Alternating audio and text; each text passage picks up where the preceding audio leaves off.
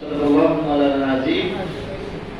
Medina foundation কর্তৃক আয়োজিত আজকের এই এতিম ছাত্রদের সম্মানে ইফতার মাহফিলে উপস্থিত সম্মানিত আল মদিনা ফাউন্ডেশনের সভাপতি, উপস্থিত সম্মানিত পরিচালক এবং মদিনা ফাউন্ডেশনের বিভিন্ন পর্যায়ে দায়িত্বশীল এবং অর্থ সার্কিট বাজারের বিশিষ্ট ব্যবসায়ীবৃন্দ, গণ্যমান্য ব্যক্তিবর্গ এবং আমার সম্মুখে প্রিয় ছাত্র ভাইরা, আসসালামু আলাইকুম ওয়া রাহমাতুল্লাহি ওয়া বারাকাতুহু।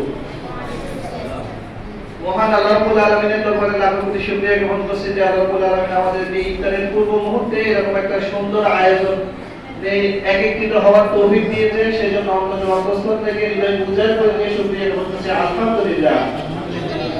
লাখ কোটি দুরূদ প্রেরণ করছি বিশ্ব মানবতার মহান দূত সাইয়্যিদ মুরসালিন খাতামুন নবিয়্যিন জনাব মুহাম্মদ রাসূলুল্লাহ সাল্লাল্লাহু আলাইহি ওয়াসাল্লাম, যারা এই বিধানকে বাস্তবায়ন করার জন্য যুগে যুগে অসংখ্য মাত্রায় বোঝাই নিজেদের জীবনকে আল্লাহর সামনে কুরবানি করে দিয়েছেন, তাদের আত্মার সর্বোচ্চ মাগফিরাত এবং জান্নাত কামনা করছি।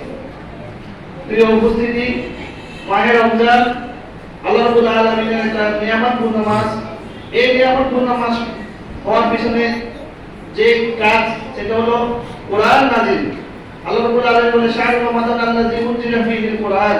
এই কোরআনটাকে আল্লাহ রাব্বুল আলামিন রমজান মাসে নাযিল করার কারণে মূলত এই রমজানের এত মূল্য, এত মর্যাদা সবার কাছে, পুরো পৃথিবী জুড়ে এই মর্যাদা শুধু একমাত্র কি কোরআনের কারণে।